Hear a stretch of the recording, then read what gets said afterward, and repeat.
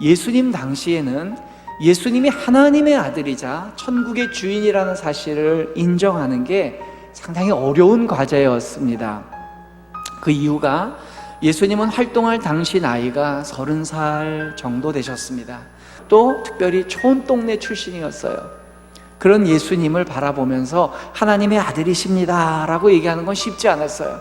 근데 그 초라해 보이는 청년이 기적도 행하고 사람들에게 말씀을 전하면 감화력도 일으키고 하니까 사람들이 좀 우러러 봅니다. 그러면 아마 여러 선지자 중에 한 명이겠다, 좀 뛰어난 선지자겠다, 여기까지는 어느 정도 상상할 수 있을 것 같습니다. 그런데 그 와중에 아무도 그런 고백을 하지 않을 때에 오늘 우리가 읽은 이 본문에 예수여 당신의 나라에 이렇게 표현하면서 예수님의 나라라는 개념을 소개한 외침을 우리가 듣게 됩니다. 여러분, 이게 무슨 말씀이냐?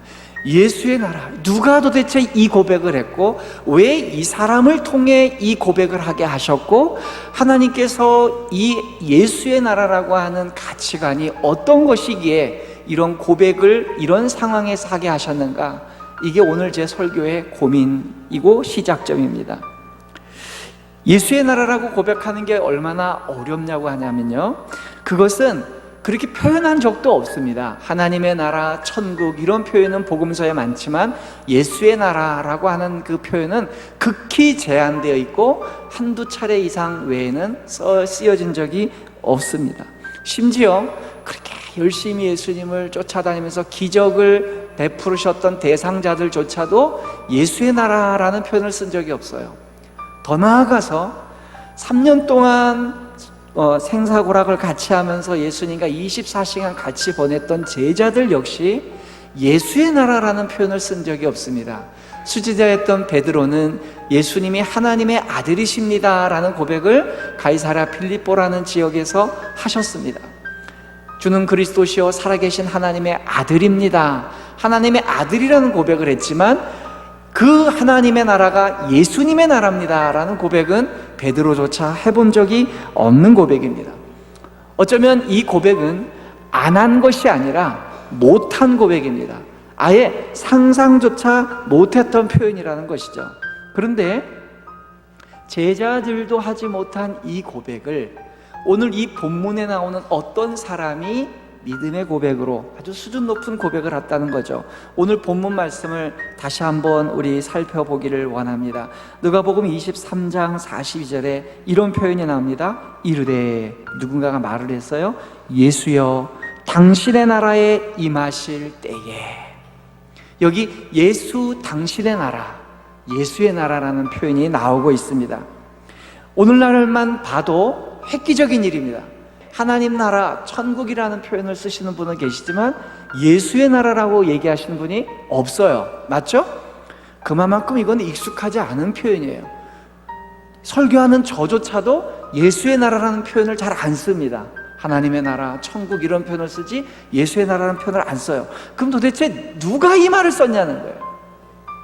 예수의 나라는 강도의 입을 통해 고백되는 나라입니다. 우리 한번 같이 이렇게 읽어볼까요? 예수의 나라는 강도의 입을 통해 고백된 나라입니다. 그렇습니다. 예수의 나라는 다른 사람이 고백한 내용이 아니라 강도가, 죄 지은 사람이 고백한 믿음의 선언이었습니다. 우리가 먼저 주목하고 확실히 점검해야 될 것은 이 신앙 고백을 한 강도는 억울한 죄를 지은 사람이 아니라 진짜 강도였다는 거예요. 진짜 강도. 명백한 죄를 짓고 예수의 나라라는 표현을 쓴 사람이라는 거예요.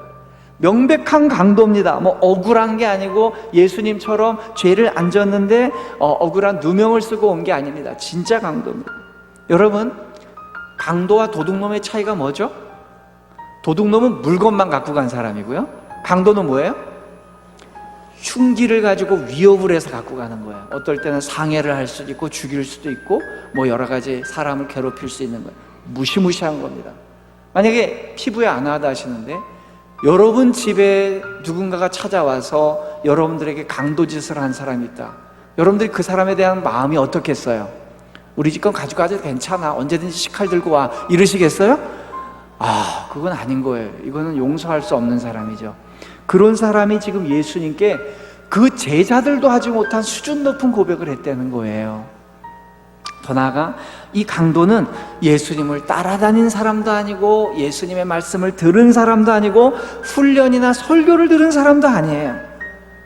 근데 이런 사람이 예수의 나라라는 표현을 썼습니다. 여기서 주목할 거는 이름을 부르는 사람 또는 그 이름을 지어준 사람이 되게 중요합니다. 우리도 다 이름을 갖고 계시죠? 자기 이름 한 번씩, 저는 누구입니다. 시작. 저는 김상록입니다. 네, 여기 중에 굉장히 예쁜 이름이 있으실 거예요. 뭐 아랑이, 예은이, 예쁜 이름들이 있어요. 그러면 그 예쁜 이름을 들을 때 사람들이 반응하는 게 있어요. 어머, 너 이름 너무 예쁘다. 그 다음에 바로 뭘 질문하는지 아세요? 그 이름 누가 져줬니? 그러잖아요, 그죠? 우리 아이들도 참 예쁜 이름을 갖고 있어요. 그 이름을 누가 져줬겠어요? 예, 제가 져줬습니다. 예쁜 이름을 져줬어요. 그럴 때 울어요. 그 이름 누가 져줬을까? 그러니까 그 이름을 지은 사람이 누구냐도 그 이름과 굉장히 비슷하다는 거죠. 그렇다면 하나님께서 하나님의 나라가 곧 예수의 나라와 같은 나라다라는 걸 이 세상에 알리고 싶으셨어요. 선언하고 싶으셨어요. 근데 하나님의 나라가 예수의 나라다라는 이 고백을 누구를 통해 하게 했냐는 거예요. 이게 굉장히 중요한 거예요. 그럴 때에 누가 이 말을 서게 할까? 적어도 제자들이 하거나 중요한 사람이 하거나 의미 있는 사람이 해야 되는데 예수님이 선택한 사람이 강도였다는 거예요. 이게 하나님 나라가 담고 있는 어떤 가치관이 있다는 거죠. 존귀한 걸 떠나서 민폐를 끼치는 사람은 세우지 말아야 되는데 왜 하나님께서 이 이름을 공개하신 대상을 강도로 삼으셨다는 거예요. 여러분, 하나님의 나라라는 말의 뉘앙스와 예수님의 나라라고 하는 말의 뉘앙스는 엄청난 차이가 있습니다. 하나님의 나라는 초월적인 나라예요. 우리 이 인간의 수준하고는 다른 나라예요. 그래서 막 각양금과 보석과 좋은 것으로 되어 있고 우리가 기대하는, 우리 기대 이상의 어떤 좋은 것들로 되어 있는, 우리가 꿈꾸는 어떤 나라라는 개념이 거기 숨어져 있어요. 근데 예수의 나라라고 이름을 짓게 되면 거긴 다른 의미가 들어져 있습니다. 왜냐하면 예수라는 이름 안에 다른 의미가 있기 때문이에요. 예수라는 이름은 히브리 말로 특정한 의미를 갖고 있는 이 의미인데 우리가 히브리어 사전이 없어도 이걸 알 수 있도록 성경이 그 의미를 소개해 주셨어요. 마태복음 1장 21절에 이렇게 나와 있습니다. 마태복음 1장 21절입니다. 아들을 낳으리니 이름을 예수라 하라. 이는 그가 자기 백성을 그들의 죄에서 구원할 자이심이라 하니라. 아멘. 예수라는 이름은요, 죄에서 구원한다, 이런 뜻이 담겨져 있는 거예요. 그러면 예수의 나라는 어떤 의미겠어요? 죄인들을 구원하는 나라라는 의미가 들어있는 거예요. 우리는 예수 이러면 예수님 이러면 예수님, 거룩하신 예수님이 생각나지만 유태인들에게 예수라고 하는 이름은 죄에서 구원하는 사람, 이런 의미가 들어져 있다는 것이죠. 그러니까 예수의 나라라고 하는 말은 바로 누군가 죄 지은 사람을 구해내는 나라라는 의미가 포함되어 있다는 것입니다. 그래서 용서받을 수 없는 강도, 다른 어떤 재판관이나 어떤 피해자도 용서해 줄 수 없는 그 사람을 오직 예수 그리스도만이 해결해 줄 수 있기 때문에 그의 입에서 예수의 나라라는 고백을 듣게 하신 거라는 거예요. 그러므로 강도의 입에서 고백되어진 예수의 나라라는 의미는 정리를 해보면 바로 우리의 편견 밖에 있는 나라인 거예요. 여러분, 여기 설교하는 목사나 설교를 들으시는 여러분 모두 다 편견을 갖고 있어요. 본인들이 인정을 안 하셔도 우리는 다 편견을 갖고 있어요. 자기가 살아온 50년, 60년, 70년의 인생의 기준을 가지고 내 경험상 저 사람은 저런 사람이야, 내 경험상 이 사람은 이런 사람이야 라는 편견을 갖고 있어요. 그래서 그 편견을 가지고 우리의 가치를 세우고 또 내가 해야 될 일을 정해요. 근데 예수님은 우리의 가치와 편견을 뛰어넘는 분이라는 거예요. 우리 같으면 수제자를 통해, 존귀한 자를 통해 예수의 나라를 소개할 텐데, 예수님은 우리의 편견과 다르게 강도를 통해 소개하셨다는 거예요. 또한 예수님은 우리의 기준과는 다른 거죠. 다른 사람들의 기준, 우리의 기준이 아닌 예수의 기준에 의해서 구성된다라는 것이죠. 당시에 바리새인들과 서기관들은 자기들이 그 시대의 주인공들이었어요. 실제로 바리새인들은 주인공들이었습니다, 그 유대 사회에서. 근데 그들이 메시아의 나라가 오면 자기들이 여전히 주인공으로 들어갈 줄 알았어요. 내가 이제까지 기득권을 갖고 있었기 때문에 그 나라에 들어가면 내가 여전히 주인공이 돼서 기득권이 되겠다. 근데 예수님 오시더니 아예 초대조차 해주지 않았어요. 예수의 나라는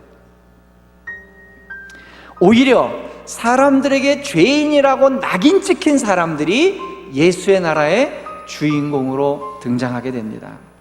이것이 죄인의, 강도의 입에서 고백되어진 예수의 나라의 특징이라는 것이죠.